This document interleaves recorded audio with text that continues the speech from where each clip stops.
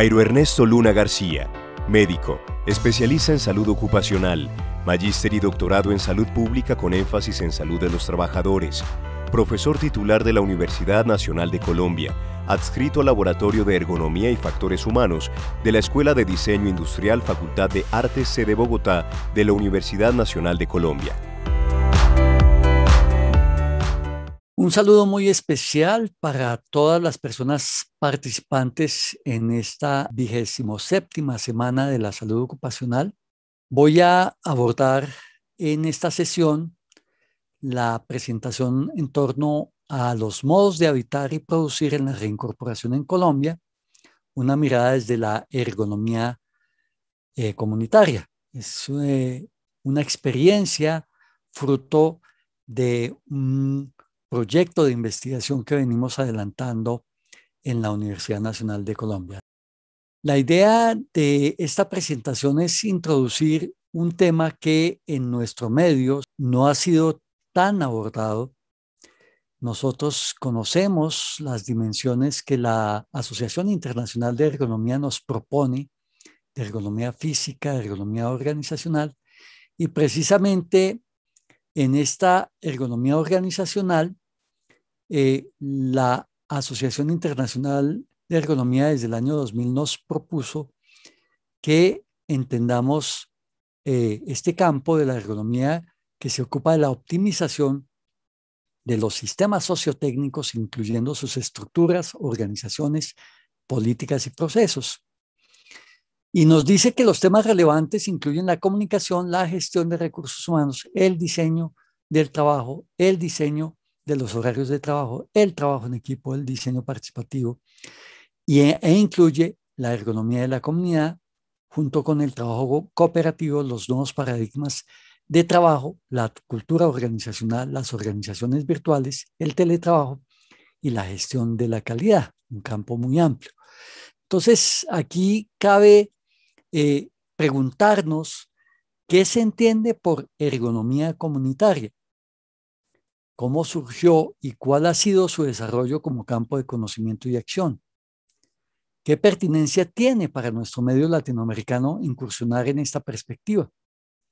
¿Y cuáles son sus aportes potenciales? Nosotros vemos así que desde sus orígenes la ergonomía ha venido ampliando su perspectiva tanto en escenarios, incorporando lo que es el ámbito laboral, pero también el espacio público y el espacio doméstico,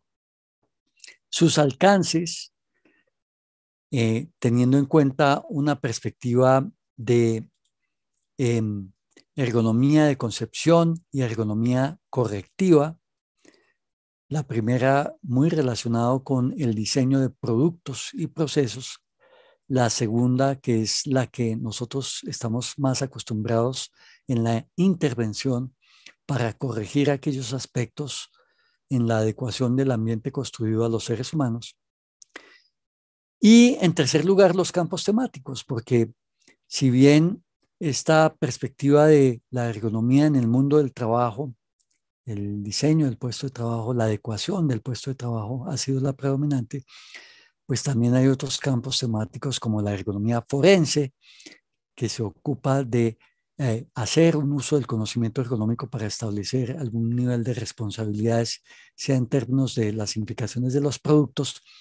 o en términos de lo que puede ser la calificación de origen de las enfermedades de origen laboral, por ejemplo.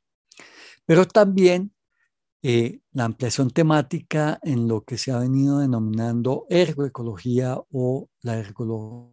ergonomía en relación a los problemas ambientales, una dimensión prospectiva de la ergonomía u otros campos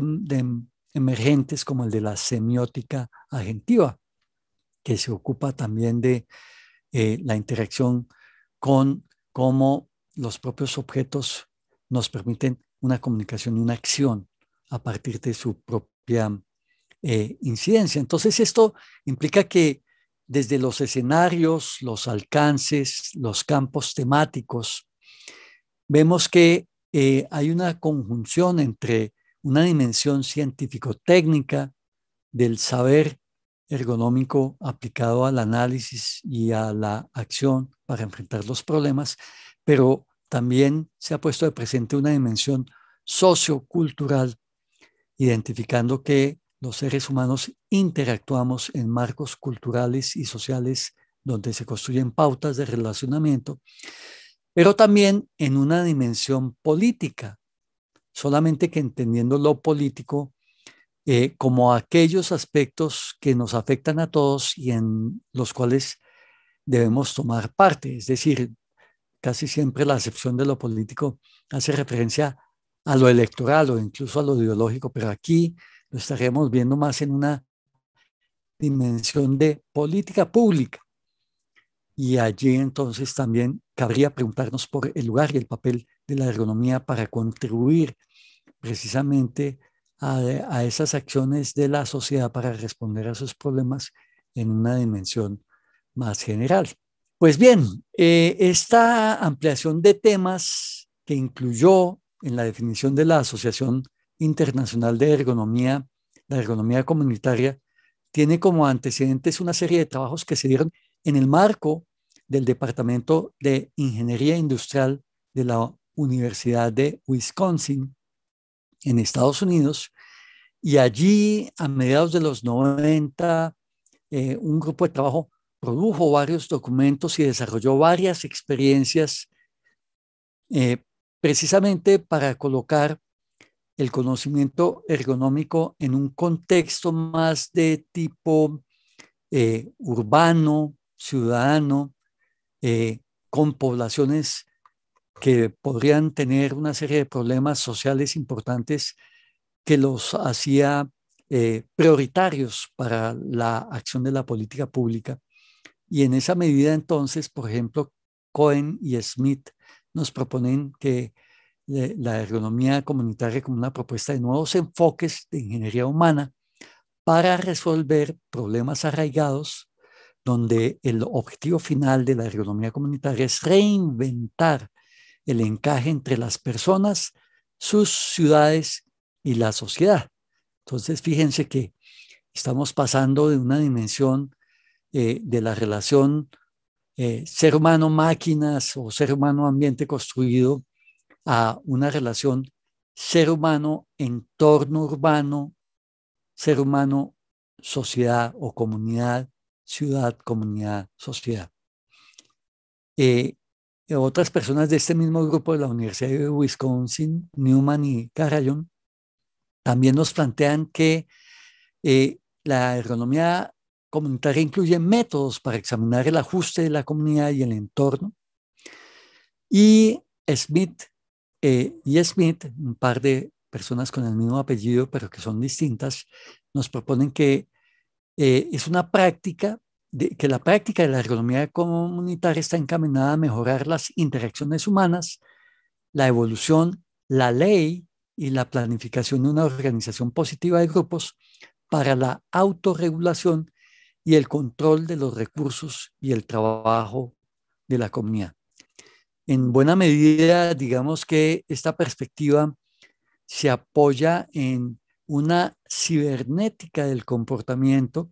y algunos otros desarrollos del análisis de los sistemas sociotécnicos, precisamente para ver cómo se dan esas interacciones y esas interfaces en la relación entre las comunidades con las instituciones en respuesta a los problemas que se pueden tener en los ambientes de algunos sectores con mayores problemáticas. Y entonces Smith, junto con este equipo, proponen que la diversidad de valores, enfoques, objetivos, deseos y requisitos legales hace que una integración, en ese caso referían ellos para mejorar el centro de la ciudad, que como en otras ciudades del mundo, incluso en las nuestras, los entornos céntricos urbanos sufren cierto nivel de deterioros y requieren una respuesta específica. Entonces ellos hablan de hacer un trabajo sistemático que responda a esta complejidad y a esa dificultad de los problemas que se pueden presentar en estos centros deteriorados de las ciudades. Los factores humanos y las teorías ergonómicas para la gestión y el control de sistemas complejos pueden proporcionar información sobre medios efectivos para abordar esos problemas. Este enfoque pues fue ganando visibilidad y fue ganando presencia en el ámbito internacional, especialmente a partir de dos textos reconocidos. El texto de macroergonomía que fue coordinado por Hendricks y el texto de la Enciclopedia de Ergonomía y Factores Humanos que fue coordinada por Karpowski. En ella pues encontramos un planteamiento de la ergonomía comunitaria como práctica de diseño científico comprobado en el campo que se basa en la investigación para corregir los problemas de la pobreza urbana extrema, los problemas de bajo control de autorregulación, la falta de ajuste entre la comunidad y el entorno, el aislamiento social y la dependencia de los programas sociales del gobierno, que crean un segmento de miembros de la comunidad que se encuentran en circunstancias extremadamente difíciles. Entonces ellos presentan a la comunidad internacional de la ergonomía esta propuesta de utilizar el conocimiento ergonómico para los entornos comunitarios, especialmente en aquellas poblaciones que tienen dificultades mayores. Esta perspectiva pues no ha tenido tanta acogida en el ámbito latinoamericano, sin embargo, encontramos algunas experiencias en el caso de Brasil, en este trabajo de Da Silva y colaboradores de 2015. Ellos emplean este enfoque para abordar una problemática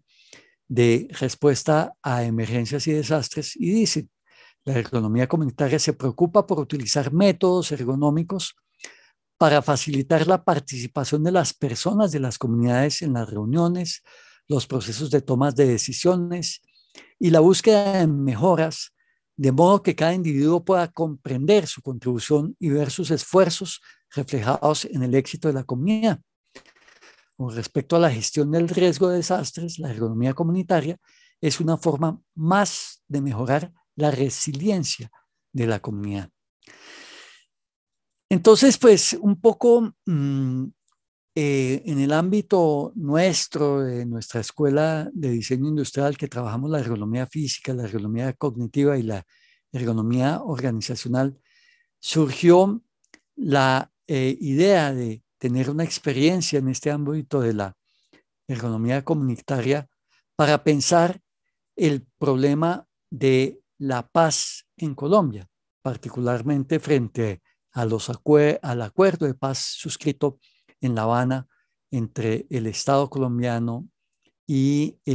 la insurgencia de las Fuerzas Armadas Revolucionarias de Colombia. Y pues partimos de caracterizar que la baja presencia del Estado en regiones periféricas, los procesos de colonización y desarrollo de economías extractivistas al margen de la legalidad y las disputas por la tenencia de la tierra y los conflictos en el ordenamiento del territorio en la ruralidad, la limitada integración a los mercados nacionales y la persistencia de factores de violencia se configuran en un escenario complejo donde la implementación del acuerdo, particularmente en el tema de la reincorporación de las personas excombatientes, pues resulta bastante crítico y una oportunidad para pensar ese proceso desde estos aportes que plantea el campo de la ergonomía comunitaria. En ese sentido, entonces, nos propusimos 3 objetivos: efectuar un análisis de las interacciones presentes y ausentes entre los actores locales de la política pública de paz y el impulso de los asentamientos y emprendimientos. En segundo lugar, contribuir al conocimiento sobre los alcances y limitaciones de los emprendimientos productivos y las formas organizativas que los impulsan, que se vienen adelantando en los antiguos espacios territoriales de capacitación y reincorporación. Y en tercer lugar, identificar la relación entre vivienda, dotaciones colectivas, espacio compartido y espacio aledaño con los procesos productivos adelantados en los antiguos espacios territoriales de capacitación y reincorporación como modos de habitar y producir desplegados en estos territorios. Esta investigación del proceso de reincorporación desde la ergonomía comunitaria se planteó como un estudio de caso con un diseño mixto, incorporando técnicas cuantitativas y cualitativas. ¿De qué población estamos hablando? Estamos hablando de 24 espacios territoriales de capacitación y reincorporación en que inicialmente se concentraron las personas excombatientes de esta insurgencia, situados en diferentes territorios del país. En la Guajira, con el ETCR de Pondores en Fonseca, en Cesar, en San José de Oriente, Tierra Grata, Manaure, en norte de Santander, Cayo Indio, Tibú, en Arauca, en Filipinas, Arauquita, Antioquia, varios de ellos, en Mutatá, en Carrizal, en Llano Grande, La Plancha, en Chocó, Caracolí, en Carmen del Darién, en Tolima, La Fila, en Icononso y El Oso en Planadas, Meta, La Guajira en Mesetas, La Reforma, La Cooperativa en Vista Hermosa, Yarí en La Macarena, en el departamento del Cauca, Los Monos, en Caldono, Monterredondo, Miranda, el Estrecho en Patía, el Ceral La Elvira en Buenos Aires, y en el departamento del Caquetá, en Agua Bonita, La Montañita y Miravalle, San Vicente, en Guaviare, Las Colinas, en San José, y también allí Charras, y en Nariño, la variante que queda en el municipio de Tumaco, finalmente en Putumayo, en la pradera Puerto Asís. Entonces, como ven ustedes, allí está representado en buena medida sectores de la periferia del país que en buena medida han sido el escenario del conflicto armado que ha vivido Colombia durante los últimos 50 años y que le apuesta hoy en día a este proceso de paz. Digamos que los instrumentos y el modelo de análisis tienen que ver con que trabajamos sobre la base de construir unas fichas para recopilar información sobre esos proyectos productivos y esas condiciones de dotaciones colectivas y vivienda en cada uno de estos 24 antiguos espacios territoriales de capacitación y reincorporación, acompañado de un componente cualitativo de entrevistas, pero también triangulando esta información con la revisión de documentos, tanto de la Agencia de Reincorporación y Normalización, ARN, del gobierno, pero también documentos de la cooperación internacional, de la Misión de Naciones Unidas que ha venido haciendo seguimiento a este proceso y de otras entidades que lo acompañan. Entonces, pues, ¿de qué partimos? Partimos de analizar este sistema como un sistema que tiene unos componentes sociales, unos componentes institucionales y unas dinámicas territoriales que parten de la ubicación de estos espacios territoriales en municipios en los cuales se presentan como nuevos asentamientos rurales donde se sitúan estos excombatientes, pero donde también han llegado familiares y ha habido una recomposición de las estructuras, digamos, de la familia propiamente dicha, el nacimiento de niños, el traslado de padres, la conformación de nuevas familias de diferente tipo, y pues con las construcciones de viviendas y dotaciones colectivas que dentro de los programas gubernamentales se llevaron y que han sido los escenarios donde los emprendimientos productivos se han venido llevando a cabo. En un segundo nivel estaría las administraciones municipales de estos territorios y las comunidades aledañas a estos territorios, entendiendo que el proceso de reincorporación es un proceso complejo que no solamente tiene que ver con las personas excombatientes, sino también con el conjunto de comunidades e instituciones de los municipios. Y que tendría que ver también con una con una tercera esfera del orden nacional, de los mecanismos previstos para llevar a cabo este proceso, con la conformación de un Consejo Nacional de Reincorporación que tiene representantes del Gobierno Nacional y del Partido Comunes, la expresión política que se dio este grupo, y también reconocer como un actor importante y activo y actuante a la cooperación internacional. Digamos, por las instituciones del sistema de Naciones Unidas que acompañan este proceso, pero también por la expresión de otras formas de solidaridad que otros gobiernos han prestado al proceso de implementación del acuerdo de paz y que en parte se representa en el fondo multidonante que administra Naciones Unidas. Entonces vamos a ver, pues digamos que lo que hemos podido avanzar en estas dimensiones. Lo primero que tendríamos que plantearnos es una identificación de cómo se dio la ruta, la trayectoria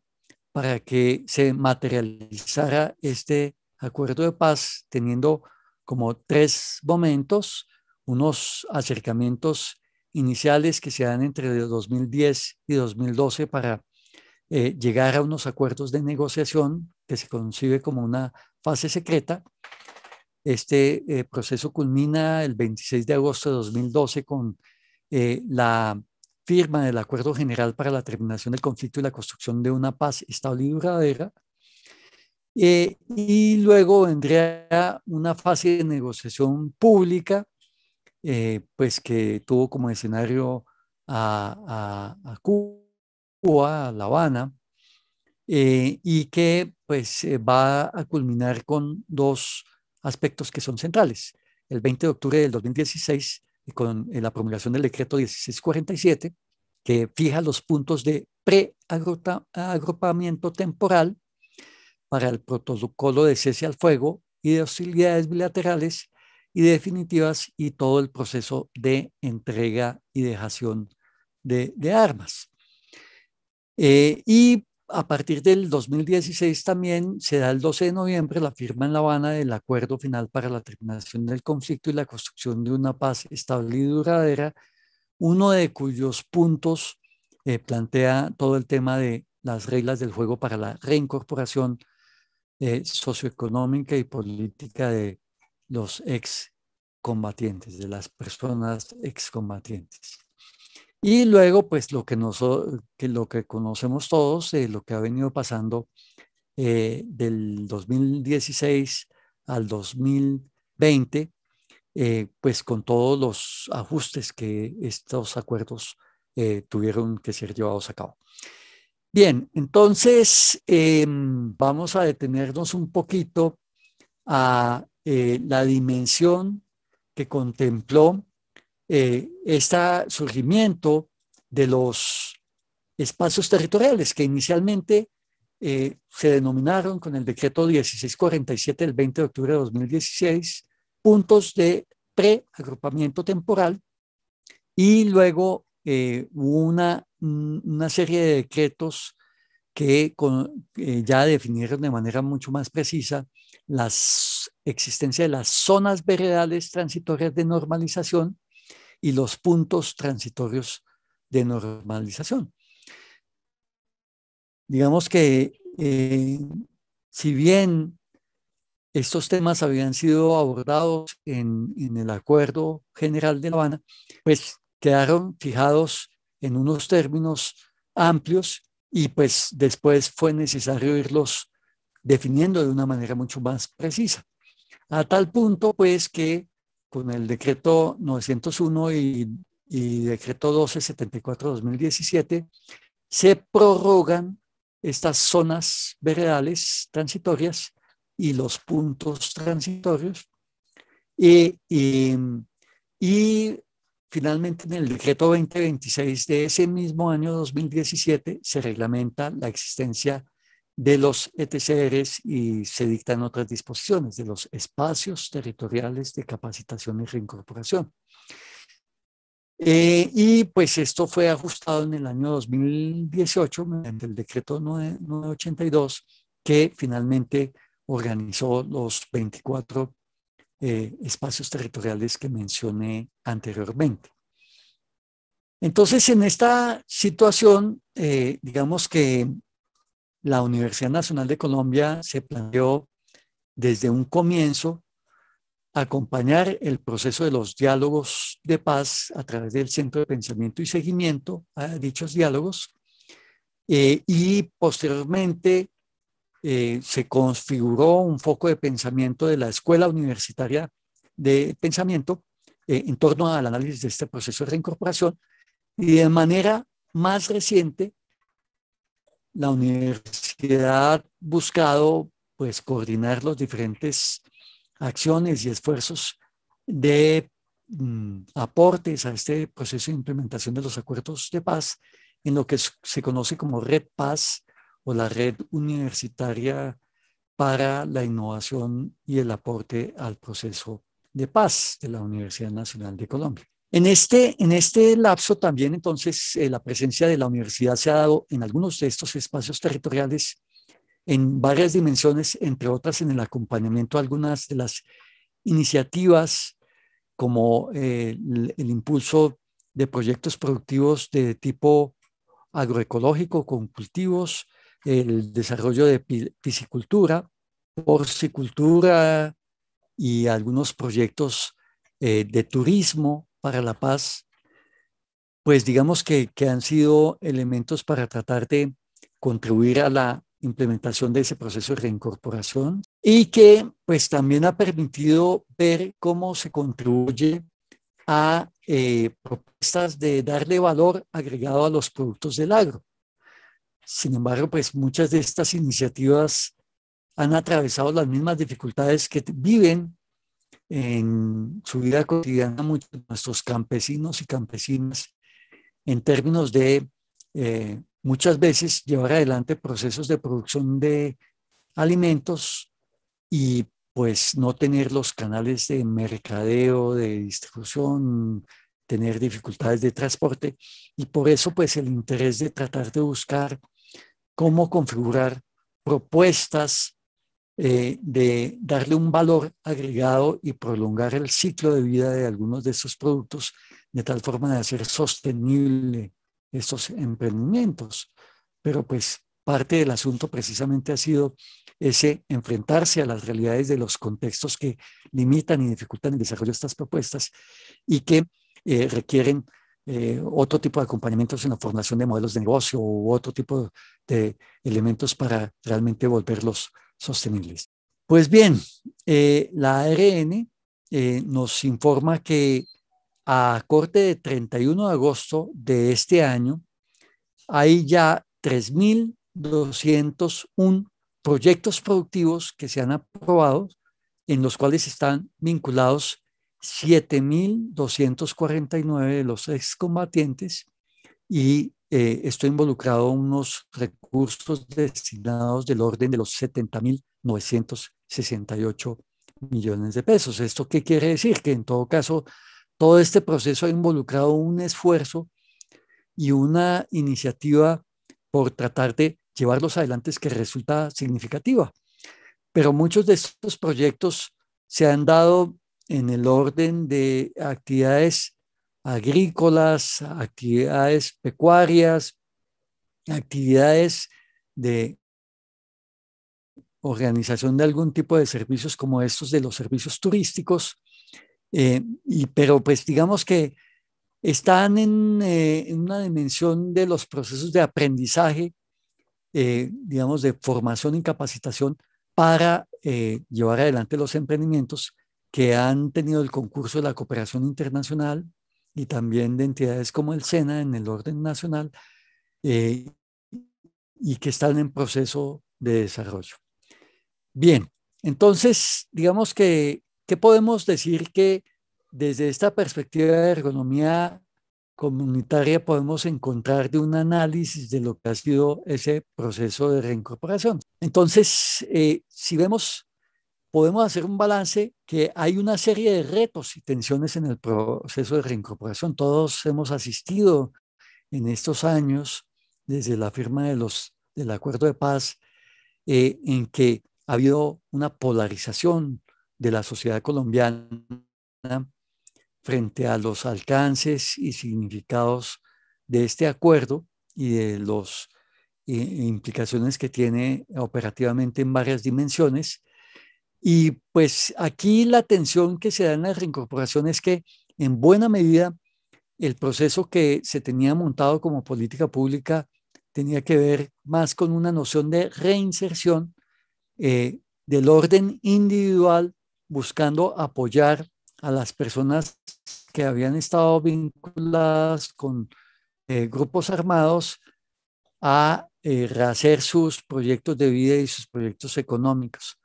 Pero este acuerdo de La Habana planteó un modelo distinto que proponía o propone y ha planteado una reincorporación entendida como un proceso colectivo. Y en buena medida ese proceso colectivo estuvo basado en la conformación de estos espacios territoriales. Pero lo que ha venido sucediendo es que hoy en día solamente una parte limitada de las personas firmantes del acuerdo sigue habitando estos espacios territoriales y esto ha representado lo que se ha denominado una nueva geografía de la reincorporación con otros escenarios rurales, pero también con escenarios urbanos donde se está dando ese proceso de reincorporación. Y pues todo esto llama a que sea necesario repensar un enfoque territorial de la reincorporación y digamos que toda esta dinámica de cómo se da la relación entre instituciones y los firmantes, pero también entre otros actores sociales, comunitarios y de la cooperación, pues significa un tema que precisamente en esta mirada de ergonomía comunitaria se puede poner de presente. Entonces, aquí también vemos que se presentan unos retos particulares para estos antiguos espacios territoriales de capacitación y reincorporación que tienen que ver de una parte con la seguridad en el territorio, porque pues estos sectores periféricos de nuestro país hoy en día siguen siendo sectores donde se mantienen dinámicas de violencia que han cobrado la vida a algunas de estas personas firmantes, de excombatientes, y también de líderes sociales y lideresas sociales, sobre todo que reivindican temas ambientales y temas también de grupos indígenas y campesinos. Y eso plantea que a pesar de la firma del acuerdo de paz, sigue habiendo en el país una persistencia de fenómenos de violencia y en esa medida podemos hablar más de un posacuerdo que de un posconflicto, en el sentido en que todavía persisten factores de conflicto en estos territorios rurales y bueno, también en los urbanos. Otro de los elementos centrales que se ha presentado como reto es el acceso a la tierra, incluso la propia legalización de las tierras donde están estos nuevos asentamientos rurales hoy en día sigue en proceso de resolución. Una siguiente dimensión tiene que ver precisamente con los retos que plantea el desarrollo de esos proyectos productivos y también los proyectos de vivienda que se vienen planteando. Y pues hay un avance muy significativo en el fortalecimiento de capacidades y en una dimensión de cultura y convivencia, pero pues todavía esto es un tema que debe seguir siendo profundizado y dar cuenta de reconocer que estos escenarios vienen siendo punto de referencia para nuevas dinámicas familiares, la presencia de un número muy significativo de niños, niñas y jóvenes, y pues todo esto plantea retos adicionales. Y las tensiones y los vínculos que se pueden estar dando tanto con las comunidades aledañas y con las entidades. Entonces, en esta dimensión, pues digamos que al aplicar nuestro modelo analítico, encontramos que se pueden estar presentando una serie de aspectos que en principio no están tan explícitos en el momento de plantear los acuerdos e implementar la política pública de reincorporación. y que tienen que ver en cuanto a la construcción de una arquitectura institucional compleja para llevar adelante la reincorporación que planteó la intervención de no solamente la ARN como entidad, digamos, que en principio lidera este proceso, sino otras más como la Agencia Nacional de Tierras y la Agencia de Renovación del Territorio, particularmente esta última ligada con un componente muy central de los acuerdos que fueron los programas de desarrollo con enfoque territorial PEDET, como un instrumento especial de planificación y gestión a 15 años, cuyo objetivo es estabilizar y transformar los territorios más afectados por la violencia, la pobreza, las economías ilícitas y la debilidad institucional, y así lograr el desarrollo rural que de 170 municipios especialmente afectados por el conflicto armado. Entonces, podemos encontrar que hay una serie de tensiones que se dan entre el orden nacional de todas estas instituciones que se crearon para implementar los acuerdos, pero la existencia también de unas normas del orden municipal que no siempre coinciden o están de acuerdo o facilitan la implementación de los programas del orden nacional. Del orden comunitario, en términos de tener que pasar de una situación de desconfianza en términos del conflicto armado que existía, pero también de un desconocimiento de cómo opera la política pública y las acciones institucionales y gubernamentales, pero que cada vez más, da más cabida a la participación. En cuanto al papel de la cooperación internacional, reconocer su apoyo al fortalecimiento de capacidades, pero también las limitaciones para darle una mayor proyección de sostenibilidad a los proyectos. Y pues, digamos, tal vez uno de los retos más profundos tiene que ver con cómo llevar adelante la implementación del acuerdo de paz en el marco de la persistencia de violencias en estos territorios donde todavía el control del Estado es limitado, insuficiente y por tanto, pues, no se garantiza la seguridad de las personas. Sin embargo, podemos encontrar que en todos estos procesos, a pesar de las dificultades, a pesar de las diferencias, sigue habiendo una apuesta. Hay esperanza de que efectivamente se logre consolidar esta dimensión de la paz estable y duradera, y por eso también resulta fundamental la contribución que desde las comunidades, desde los profesionales, desde el sector privado, desde el sector público, se logre alinear esfuerzos para la búsqueda de que realmente podamos llegar a esa situación. Entonces, finalmente lo que yo quisiera enfatizar es esta frase que plantea un informe de un observatorio de la Universidad Nacional. En medio de innumerables dificultades, la reincorporación ha sido provechosa para las zonas aledañas y en general para los municipios donde se han instalado diversas modalidades colectivas de reincorporación, y por ende el hecho de encontrar e identificar las dificultades y poder aportar desde el conocimiento y la perspectiva de la ergonomía a una armonización entre el fortalecimiento de la participación de las comunidades y la acción de las instituciones, pudiendo sortear esas dificultades de los vínculos entre la iniciativa del orden nacional y el orden municipal, la iniciativa de la cooperación internacional y los diferentes niveles que se requieren para que efectivamente este proceso de reincorporación sea exitosa, pues es una condición que a la cual podemos contribuir y debemos contribuir para hacer de este país realmente un país que tenga un futuro pues promisorio, un futuro en que realmente esa reconciliación se dé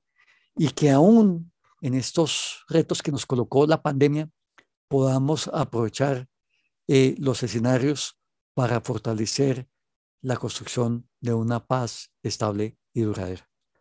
Muchas gracias.